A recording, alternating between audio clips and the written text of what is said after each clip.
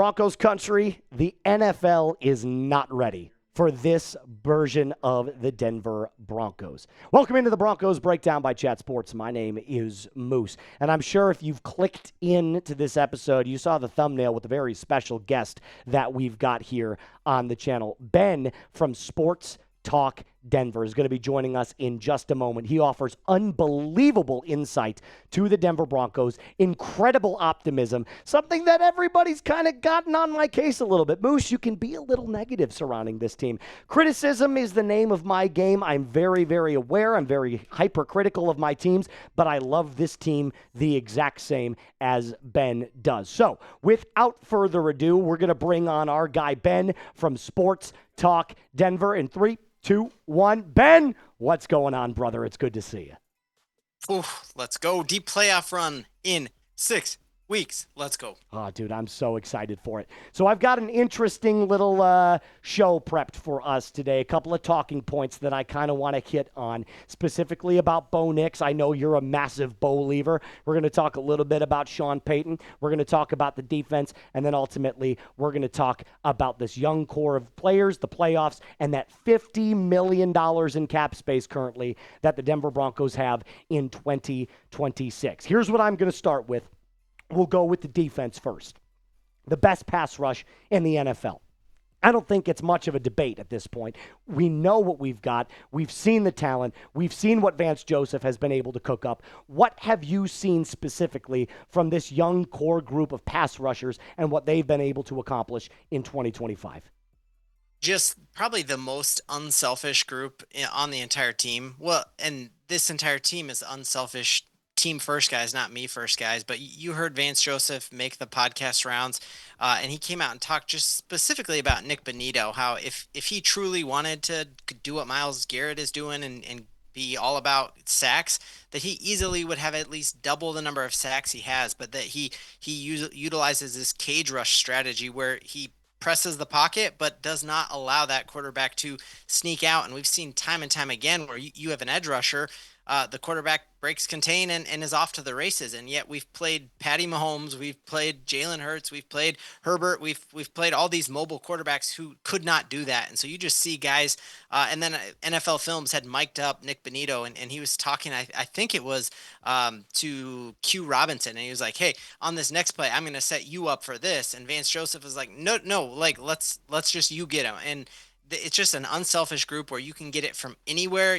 I think we have the best edge rushing tandem in the league with Cooper and Bonitto. And then you're talking Zach Allen in the middle, John Franklin Meinerz. We just got waves, platoon of dudes.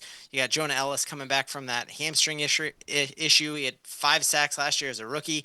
Dondre Tillman, you just steal him out of the UDFA. Like it's such a deep unit. It's wild.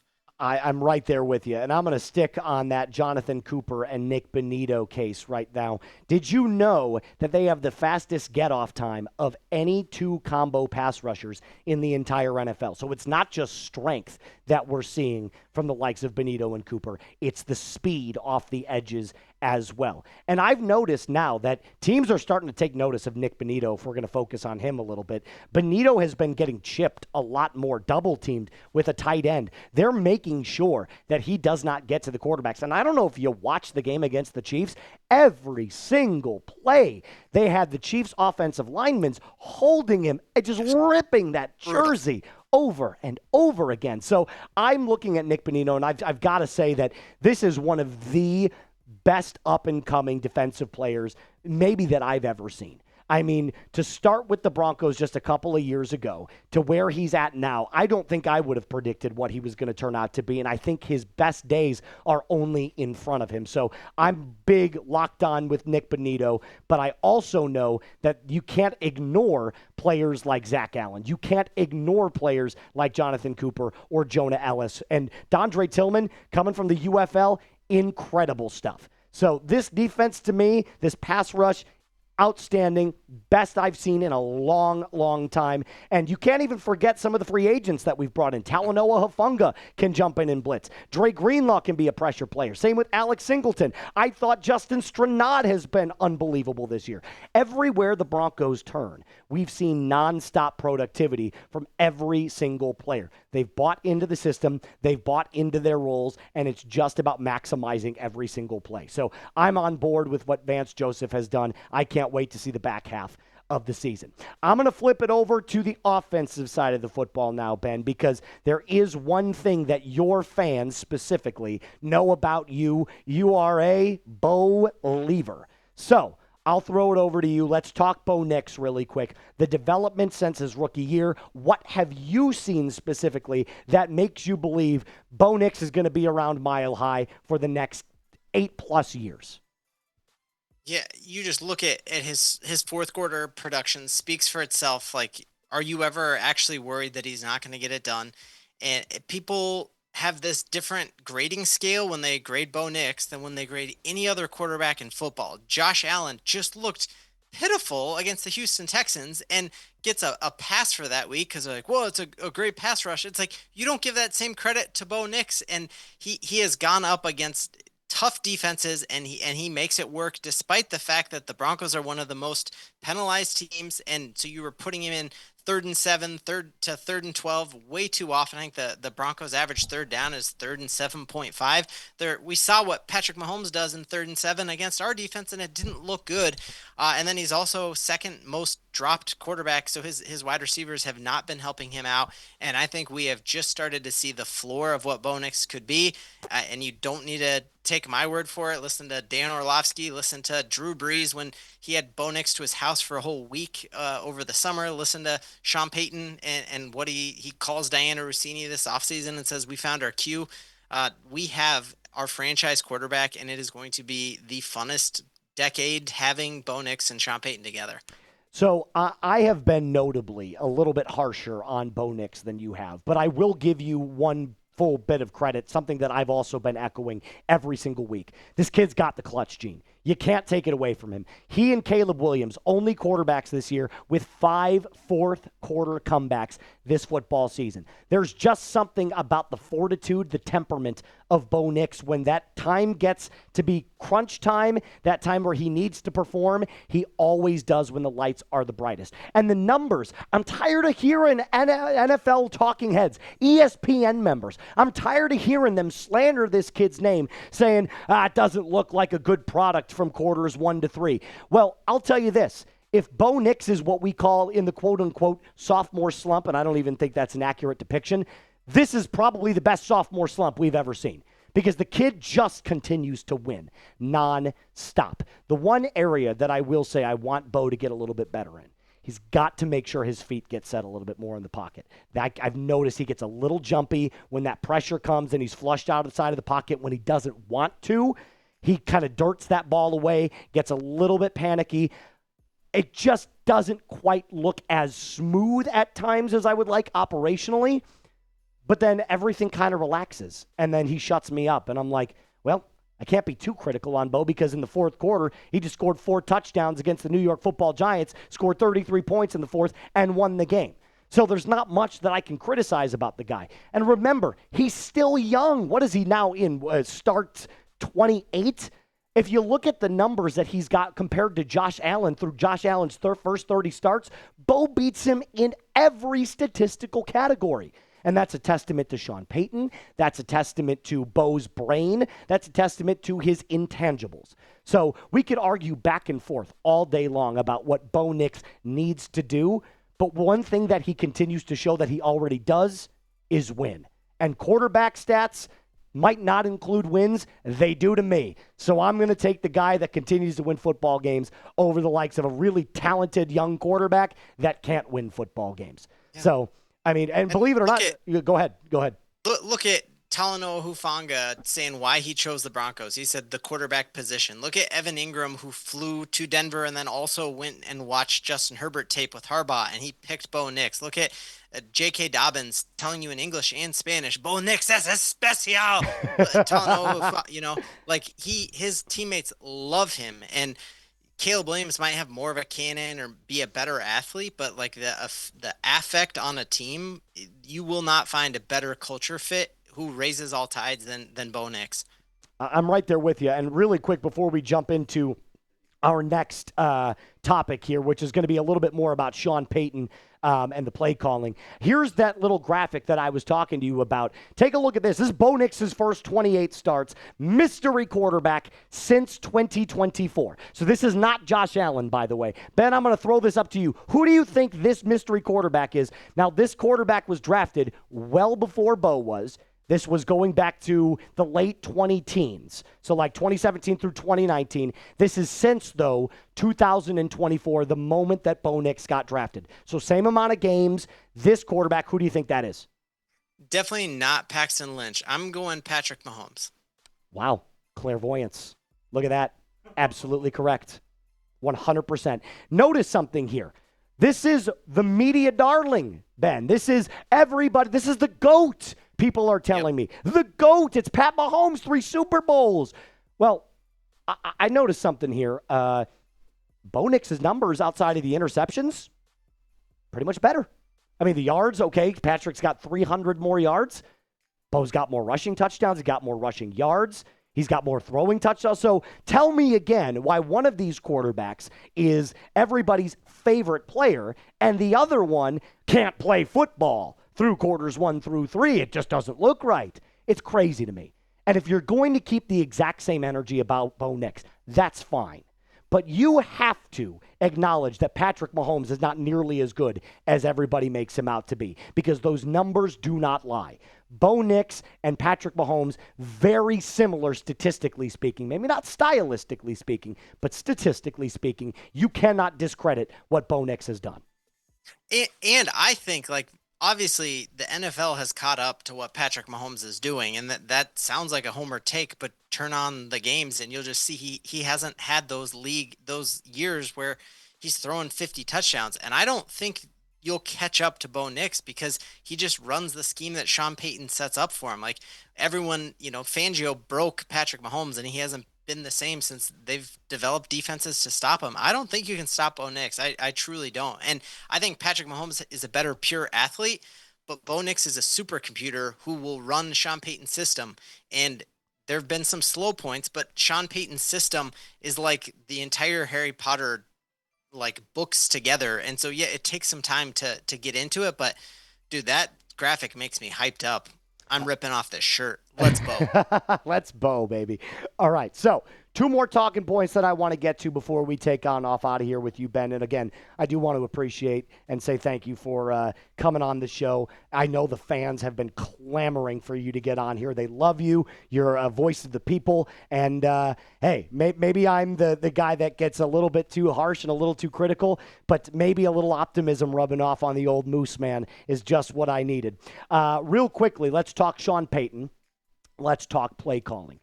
A lot of fans have been very critical about Sean Payton's play calling. A lot of fans have gone out and said there's too many passes behind the line of scrimmage. We've shied away from the run game at some point, only to come back to it in the second half and absolutely dominate it. What do you think Sean Payton does? And I've got a theory on this, but I'm interested to hear what you have to say about it. I want to know, where do you see Sean Payton's play calling, and what has been kind of the reason that you think fans have gotten so up in arms about the lack of down the field throwing? Yeah, I think Sean truly puts stuff on tape and is playing the long game. He told us at the start of the season that this is one of the 6 or 7 teams he's had that can make a Super Bowl. So I really think he is setting up things and putting things on tape for teams 3 weeks from now that we're going to play to see. And, I think there probably is also a propensity there that he wanted to show off his the fact that he robbed the NFL and tricked them all to go get J.J. McCarthy when he had the love of his life in Bo Nix. And so there's that idea that he really wants to take that car for a spin. And so sometimes he doesn't allow the run game to set up the pass where we've seen Bo just absolutely tear it up. But I think Sean's best play calling days are going to happen over these next, 13 weeks until we're in the Super Bowl. No, I'm right there with you, and I'm going to briefly touch on this for, like I said, what I believe to be true. Bill Belichick, back in the Brady days, was known for this. He would not take quarters off, but he almost became hyper vigilant during the first quarter of football games. He would watch what other teams did. He would watch the schemes that they had and then adjust accordingly. He had trusted his team enough, his defense enough, Tom Brady enough to go out there and keep the game manageable, maybe in the first quarter through the second quarter, and then the second half, that's when we turn it on. And that's something that I've seen from Sean. He might not start the game perfectly, but there is not one singular coach, and this also includes Andy Reid. There's not one coach that I believe is a better second half adjustments coach than Sean Payton is in the NFL right now. There's no doubt about it. So watching what he does in the first quarter, yes, from an aesthetics point of view, from a fan point of view, it can be very frustrating. But I also look at Sean Payton and I say, if you keep the game within 7 points going into the second half, I got full faith that the Broncos are going to come out and score 14, 17 unanswered points, take that lead, and then have that defense shut it down. So I'm looking at it like, play the long game, just like you said, but do it sporadically throughout the game. And I think that's where Sean Payton's genius really shines. Totally. All right, let's get into this last question. We're going to talk playoffs because I know everybody's wondering, okay, Ben, Moose, what do you see down the stretch? We've got what? How many games left? 6 games left? Even better. We got the playoff picture right here. We'll show you real quick, Ben. This is what it looks like currently. If the playoffs started today, you got the Patriots in the 1, Broncos in the 2, Colts, Ravens, Chargers, Jags, Bills. Which means if the playoffs started tomorrow, we get a rematch. Broncos, Bills. Who do you want to see in the first round? Where do you see the Broncos going? I'll toss the floor over to you.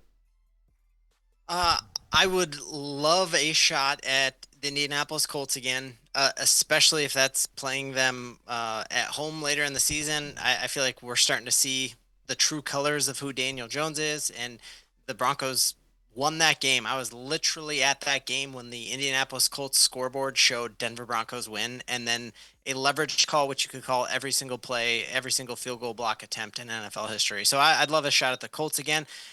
Truly, the only team in the playoffs that scare me would be playing the Houston Texans again. That defense is absolutely nasty. I want no part of that defense again. That actually was a scarier game for me than playing the Kansas City Chiefs. If we beat the Chiefs on Christmas Day, it is extremely hard in NFL history to beat a team 3 times in one season, and we've experienced that as Broncos fans, where we've beat a team twice in the regular season and struggled with them in the playoffs. So, if we lose to them on Christmas Day, give me the Chiefs in the playoffs. How about you, man? Who do you want? So notably right now, I would love to play the Steelers. And that's because I think we have the best chance to beat the Steelers. I think they're the weakest team at the top of their division. I don't even know if they're at the top of their division anymore. I think we just saw that the Ravens are now at the top of that division. But look, to your point, the ultimate competitor in me wants the Colts. We want the Chiefs. We want the Chargers. And hell, even the Bills as a chance to get our revenge. But I'm looking at the number 1 overall seed right now as the pot of gold at the end of the rainbow. I know there's a lot of people out there, and I'll give credit to Boss Man Jay for putting me onto this just about 2 hours ago. There's a lot of people out there that say that the number 1 overall seed is incredibly overrated, and I could not disagree more. The Broncos are the best team in the NFL at home. Undefeated. The only other team that's undefeated at home, the Indianapolis Colts. I think if you got every single game at Mile High with the weather, potentially a snow game, there's not a team that could come in there against our defense and put up more than 10 points. Chiefs be damned. Colts be damned. 1 second.